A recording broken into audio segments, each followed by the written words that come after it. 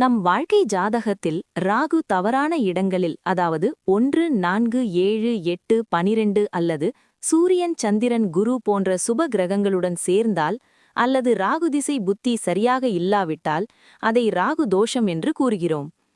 ராகு தோஷத்தின் முக்கிய அறிகுறிகள்: எந்த முயற்சியும் திடீரென தடைப்படுதல், காரணமில்லாத பயம், குழப்பம், மன அழுத்தம் ஏற்படும், வஞ்சகம், பொய் வழக்குகள், ஏமாற்றம் வந்து சேரும், பணம் வந்தும் நிலைத்திருக்காமல் போதல், திருமண தாமதம் அல்லது கணவன் மனைவி பிரச்சனை, தோல் நோய், விஷக்கடி பயம், அலர்ஜி ஏற்படும், கனவுகளில் பாம்பு வருதல், வீடு லக்ஷ்மி கடாட்சமில்லாமல் இருள் படிதல், வாகன விபத்து ஏற்படுதல், நண்பர்கள் உறவினர்கள் மூலம் துரோகம்.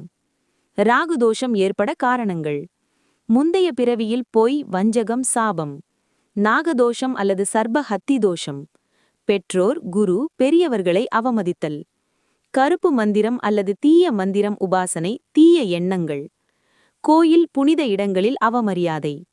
ராகுதோஷம் ஏற்படும் விளைவுகள்: வாழ்க்கையில் நிலையில்லாத தன்மை, நல்லது நடந்தவுடன் உடனே கேடு, சட்ட பிரச்சனை அல்லது வழக்கு அல்லது வீண் பழி சுமத்துதல், குடும்பத்தில் அமைதி இல்லாமை ஏற்படும், திடீர் விபத்து பயம் ஏற்படும், குழந்தை பேறு தடைபடும்.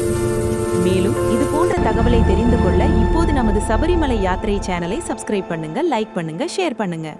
இந்த பாதிப்பு ஏதேனும் இருந்தால் ஓம் நாகதேவா நமக கமெண்ட் பண்ணுங்க. ராகு தோஷ பரிகாரம்: மிக சக்தி வாய்ந்தவை. நாகதேவதை வழிபாடு: நாகர்கோயிலில் பால் அபிஷேகம், வெள்ளிக்கிழமை அல்லது சுப்ரபாத நேரம் சிறப்பு. அகத்தியர் கூறிய பரிகாரம்: அருகம்புல் + பால் கொண்டு நாகருக்கு அர்ப்பணம். 12 வாரங்கள் தொடர்ந்து செய்யலாம். ராகு காலத்தில் விளக்கு ஏற்றுதல், எள்ளெண்ணெய் தீபம், செவ்வாய் அல்லது சனிக்கிழமை.